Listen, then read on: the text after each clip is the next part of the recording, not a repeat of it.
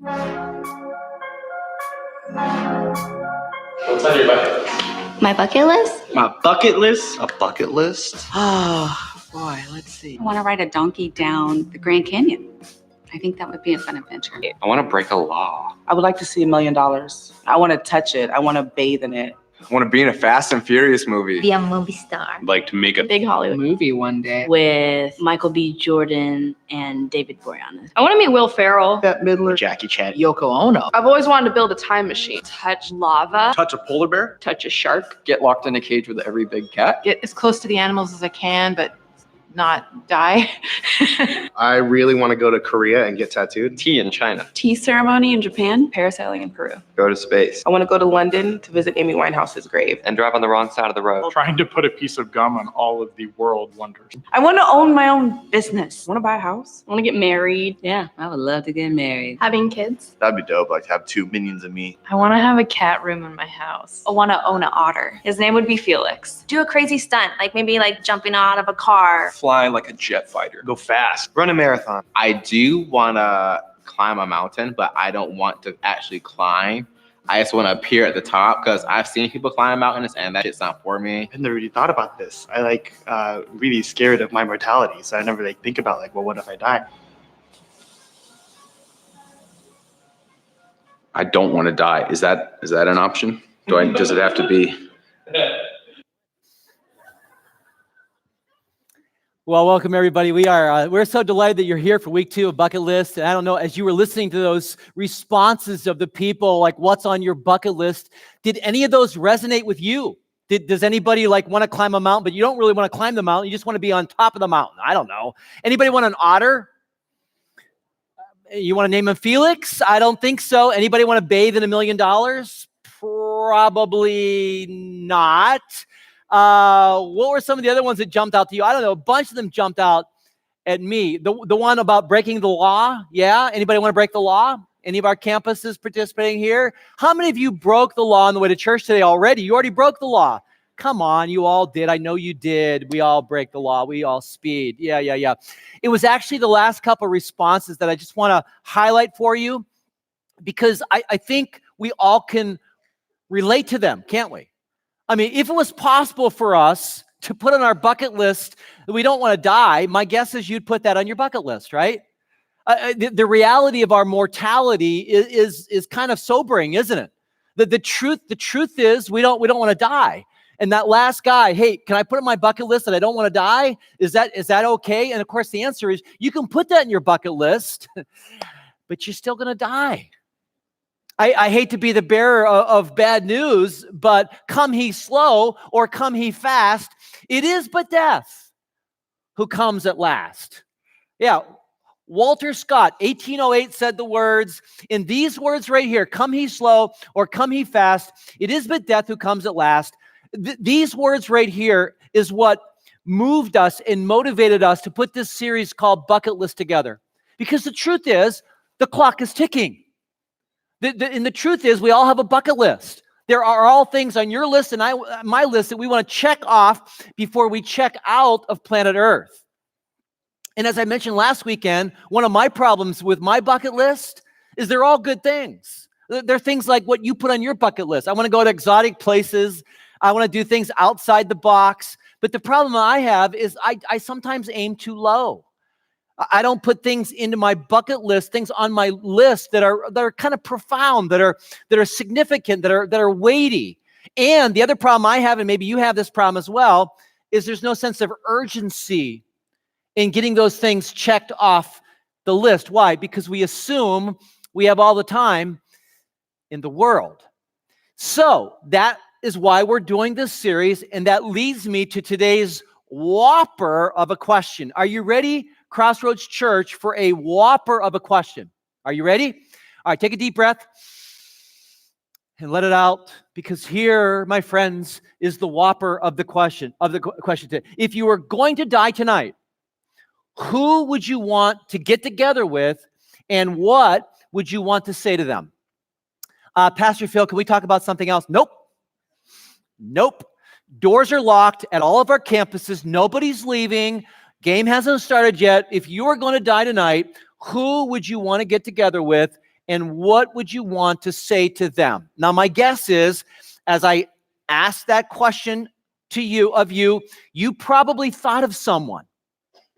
You probably thought of someone that if you were actually going to die tonight, and by the way, aren't you glad we're probably not? But if we were going to die tonight, most of you thought of someone or a group of someones that you'd want to go to, and you'd want to say words to those people, wouldn't you? In fact, there are words that you probably should have said a long time ago to those people. These are words that you know. If your time on earth was very, very limited, you'd want to say these words. And my question is, as you think about that person, is this. So, what are you waiting for? And I'll just turn the question right around to me. So, Phil, what are you waiting for? And maybe you're going to say what I'm going to say right now. Well, I'm waiting for the timing to get right. I'm waiting for all the pieces of the puzzle to come together.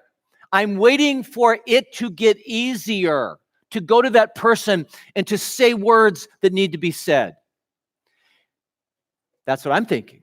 And of course, my thinking is faulty, because I think we all have been around the block enough to know that waiting doesn't make anything easier, does it? In fact, the longer that we wait to say things to people that need to be said, the odds go down that we're actually going to be able to go and say those words. And waiting doesn't make it easier. In fact, it makes it harder. I would say it's harder. And hard is what it's all about, isn't it? Let's just be honest. If it was easy to say the words that we should say to a person or persons, we would have already done it, right? We wouldn't be having this conversation, because if it was easy, it would be done, right? But it's not easy, because what it means for me and you, it means I swallow my pride. Or what it means for me or you, it means I step out of my comfort zone, and I have to have some courage. It's not easy. It's not easy. So today, what I want us to talk about in week 2 of this series we're in is if our time we knew on earth was limited. Who'd we go to? And what would we say to that person? What I want you to consider putting in your bucket list are these 3 words right here. That you and I, that we would leave nothing unsaid. That we would go to the people we need to go to, and that we would say the words that need to be said. And why is this important? Well, because words matter, right? Words matter. The words that come out of our mouths actually have the power to create something. It can be something good, or it can be something bad. It can be something helpful, or it can be something harmful. Our words actually move the world. Our words can actually change someone's life. And right now, if you're thinking, oh, Pastor Phil, you're being so dramatic. Words are just words, aren't they? Words are just words, aren't they? Talk is cheap, isn't it? I mean, I've heard that all my life. I've heard that sticks and stones can break your bones, but names can never hurt you. I've heard all this stuff. Words are just words. Talk is cheap.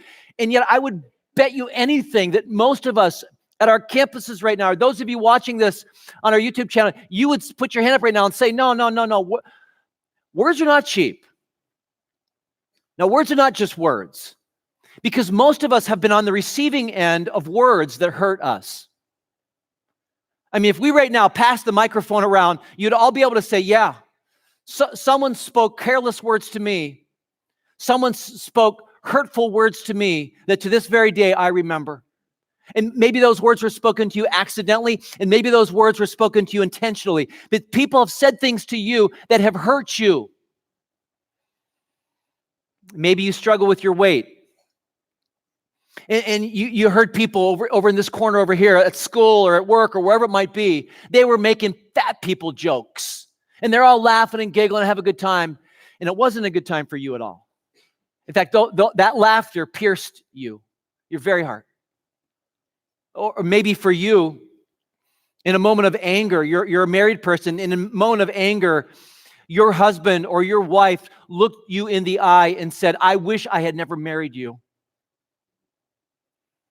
Or maybe in a moment of frustration, your teenager, mom or dad, blurted out the words, I hate you. Or maybe for you, a boss or a coach or a teacher belittled you made fun of you in front of other people. Or maybe someone made a racist or discriminatory comment about you. And those words, come on, those words, they hurt. The words are not just words. Talk is not cheap. There's nothing cheap about it. Words shape our lives. And kind of here's my big idea for today, right here. Our lives are shaped by the words spoken to us, the words spoken over us, and the words spoken about us. Let's just agree. We're talking about this today because the words that come out of our mouths are powerful. They're powerful. In fact, Solomon, who was one of the king of Israel, he wrote a book in the Bible, one of the books called Proverbs. There's 31 chapters of the book of Proverbs in the Old Testament, and these Proverbs are just filled with short, little pithy, little tweet-sized nuggets of wisdom. And there's in these 31 chapters, 150 times, think about this, 150 times Solomon talks about the power of our words. He talks about the power of our tongue. And I want to lift up just one of the 150 Proverbs on the tongue or our words and share it with you right here, because here it is. He says, words kill. Words give life. They're either poison or fruit. You choose. Think about that. Think about the words that come out of your mouth every day. What Solomon, wise Solomon is saying, just very simply yet succinctly, is this. Our words are either like poison or our words are like biting into a Honeycrisp apple in the fall. Don't you love Honeycrisp apples in the fall? And our words can be like drinking poison, or they can be like biting into one of those apples. And we get to choose. We choose what words come out of our mouth and what they do. And not only Solomon talks about this, but James, the brother of Jesus, talked about the tongue or the words that we speak in a book in the New Testament that's named after James. And so we call it the book of James. Very creative title. A very, very creative title. Yeah. In fact, if you want to open your Bible right now to James in the New Testament, we're going to go to James 3, because I want you to see what James says about the power of our words, about the power of our tongues, about what comes out of our mouths and how much it really, truly matters. James was one of the leaders in the early church in Jerusalem, most likely the pastor in Jerusalem in the first century. And James writes these words, like 12 verses on the tongue or the words that come out of our mouths. Chapter 3, verse 3, he says, we can make a large horse go wherever we want by means of a small bit in its mouth. And a small rudder makes a huge ship turn wherever the pilot chooses to go, even though the winds are strong. And then he says this, in the same way, the tongue is a small thing that makes grand speeches, but a tiny spark can set a great forest on fire. Now, what's James saying here? What's James saying here? Well, he's being very clear about something, and that is the tongue. And he's giving us illustrations or analogies. He throws out this analogy of a bit in a horse's mouth, right? He throws out this imagery of a rudder that guides a large ship, and then he talks about just a little flame, a little spark, and the forest fire, the wildfires that result of that. And what's the common denominator of all three of these illustrations? Well, the common denominator is they are all little things. They're all tiny things, right? They're all tiny, but they're really, really mighty. They're all kind of puny in size, but they're potent. They're powerful things. You think about that. Think about a bit, a little 4-ounce piece of metal in a 1,000-pound horse. What does it do? It guides that horse wherever you want that horse to go. Or think about the piece of wood, like a foot-long rudder. What does it do? It actually guides a 500-ton ship. And then this one, a little flame, a little flame. What is this little flame capable of doing? That. So James, what are you saying here? He's saying, yeah, like all those tiny little things, This thing, your tongue, it's tiny, but it's mighty. It's puny, but it's powerful. I mean, your tongue is like 3 inches long. It's 2 ounces of muscle. In fact, would you please, on the count of 3, stick your tongue out at me, just so I make sure you're listening? I give you permission. I know your mama told you never stick your tongue out at people. But just for this one moment, count of 3, all of our campuses participating, stick your tongue out at me. Here we go. 1, 2, 3. Oh, yeah. Some of you really wanted to do that. You were just dying to do that, weren't you? Yeah.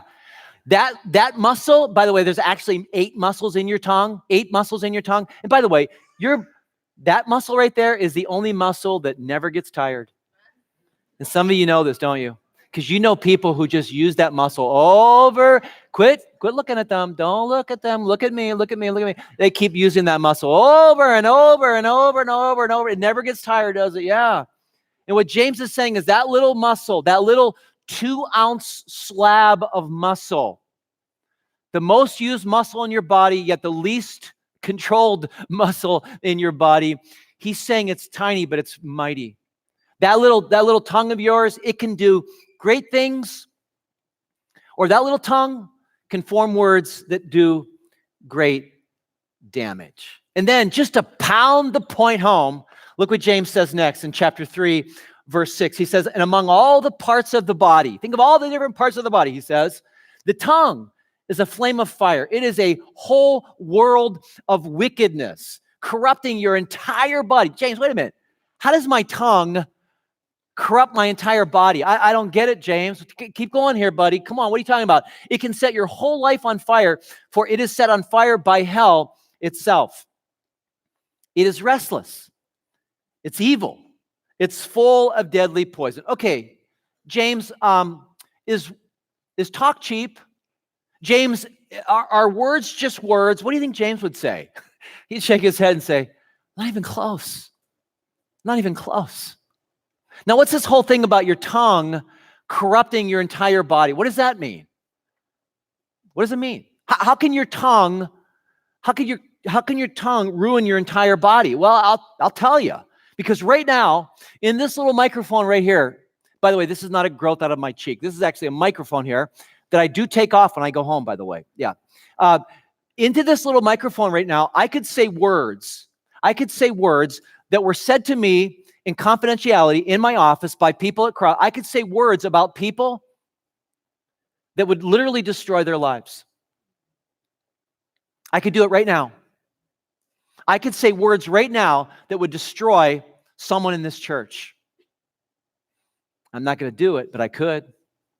Or I could say words right now. I could slip right now, and I could say words right now that would ruin my reputation, that would ruin my integrity, that would ruin my character. I could say words right now, and by midnight tonight, I would lose my job at this church. That's how our tongues, friends, can destroy us. And that's why James, if you have your Bible open to chapter 3, if you look at verse 1, which we don't have for you on the screen here, but James 3:1 says, not many of you should be teachers. And that's so true, because teachers, what do? They traffic in words.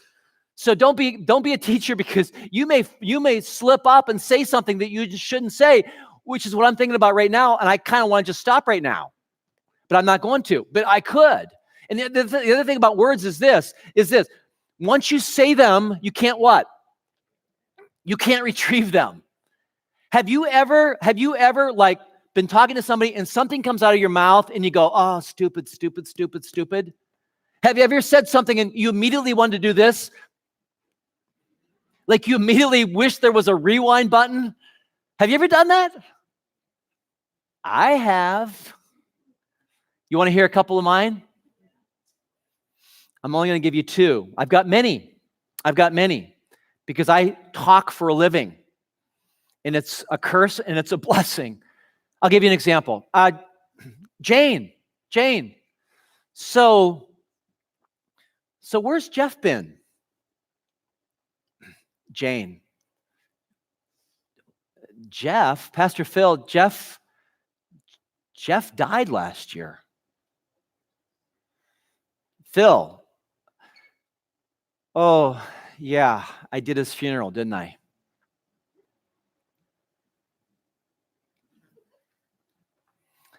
You want another one? If that's not bad enough. Alicia, Pastor Phil looking at Alicia's tummy. Do I need to finish this story? Because you already know what I said, right? Looking at Alicia's tummy, Pastor Phil said, Alicia, you're pregnant. Yeah. And Alicia was not pregnant at all. Yeah. Never made that mistake again. Just one and done on that one. Yeah. And that's the whole point, isn't it?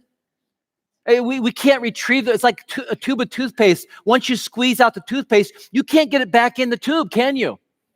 And that's the same with our words. Once we say them, we can't take them back. And they're powerful, aren't they? And that's what James is saying here.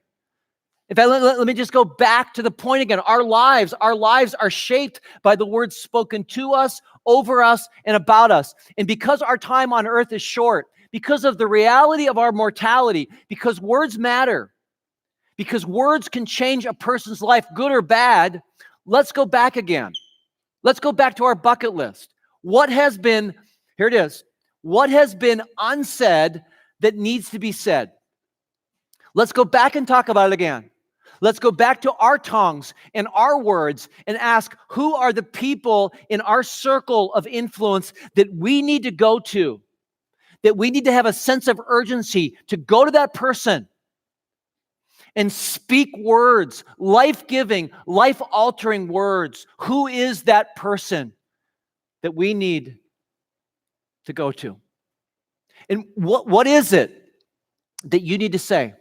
And what is it that I need to say? Now, let me get really, really specific, okay? Let me just ask you this. Did you think about that? Who needs to hear you say these words?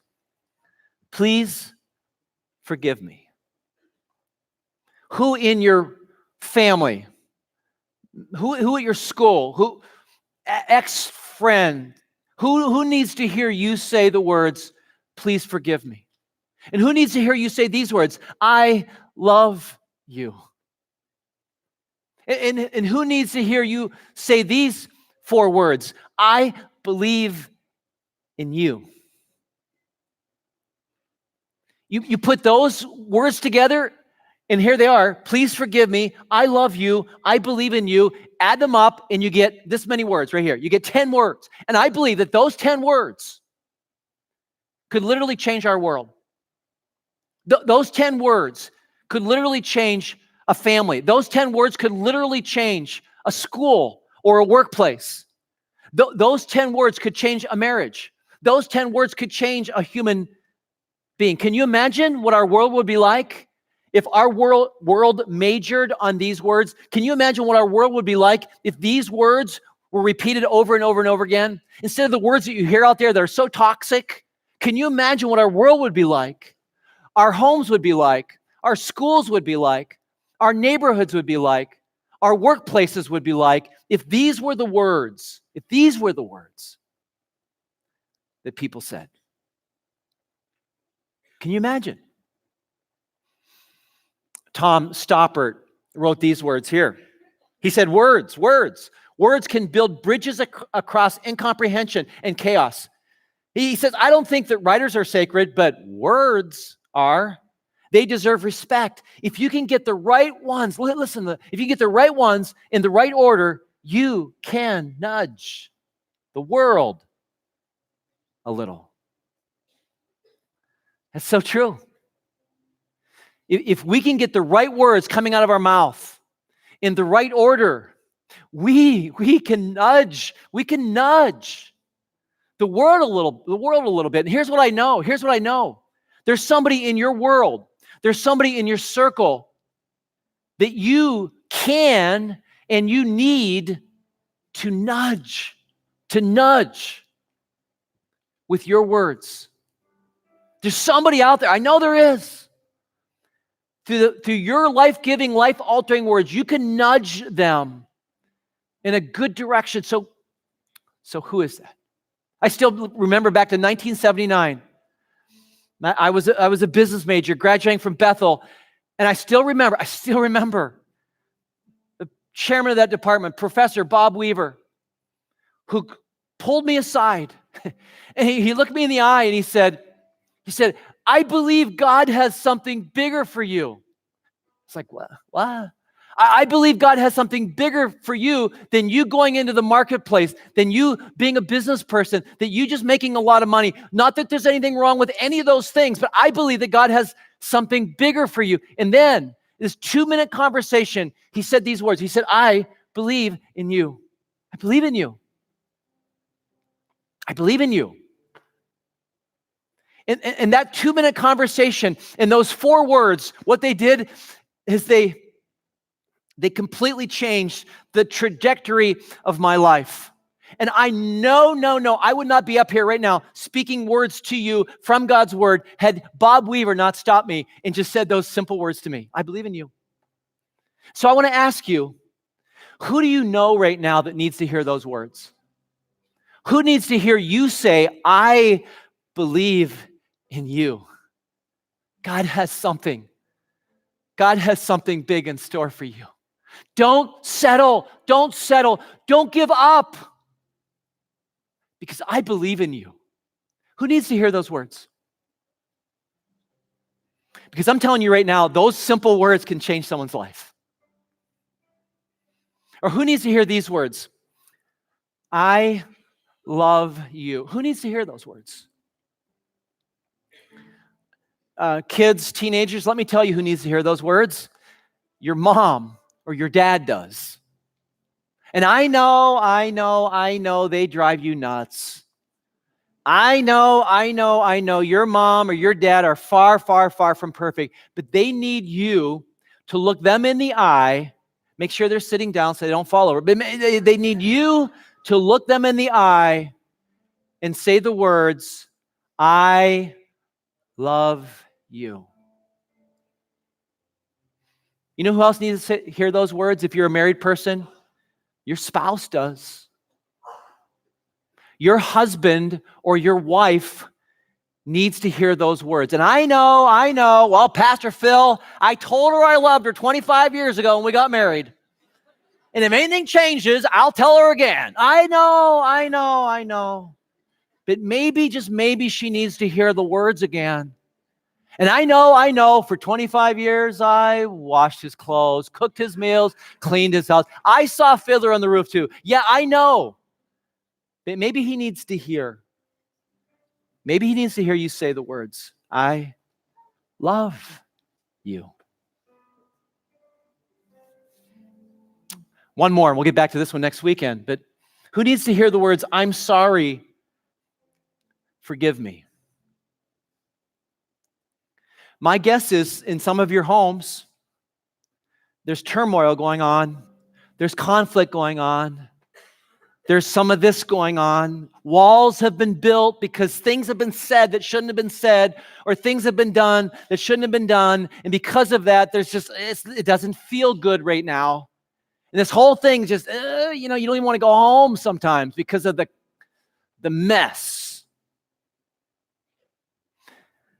And my question is, who's going to step in? Who's going to take the first step into that situation? And here's the responsibility pie right here. Who's going to take their piece of the pie and say, I'm sorry. Forgive me for whatever piece of this whole pie that I'm responsible for. Forgive me. I'm sorry. Well, Pastor Phil, why do I have to do that? Because someone has to do it. Someone has to be Jesus in your home right now. And I can't think of a better person to be Jesus than you. To do the Jesus-like thing and take that step and say those words. And let's just be honest here, friends. Some of you come from homes where there's this cycle. Your mom or your dad or your parents together, there was anger, there was bitterness, there was resentment, these fires just burning and burning and burning and burning and burning and burning and burning. And somebody needs to step into that and throw water on those fires by saying the words, I'm sorry, forgive me. And I'm asking you, will you do it? Will you be that person in your home? Will you be that person in your workplace or at your school? Will you do the Jesus-like thing? Will you be the first stepper and go and pour water instead of gasoline on those fires? Will you? Because here's what we all know. Yesterday, it's gone. It's an X on the calendar. You can't retrieve it. You can't relive it. And tomorrow is uncertain at best. And what does that leave us with, friends? It leaves us with today. Today. To go and say what needs to be said to that person or those persons that you need to say it to. So will you? So will you? I have said, because I write all my words, I have said 1,852 words to you in the last 30 minutes. 1,852 minutes in the last 29 minutes and 32 seconds. And I'm done. I am no more words. But what I want to do right now is just give you a moment, like just a very short little moment to say, okay, God, here's what I want you to do in just a moment. Just say, God, as a result of being here today, as a result of hearing this message and all those 1,852 words, God, what do you want me to do? And I want you to listen to God's voice speak to you. Because God's here. And God wants to speak. So listen right now.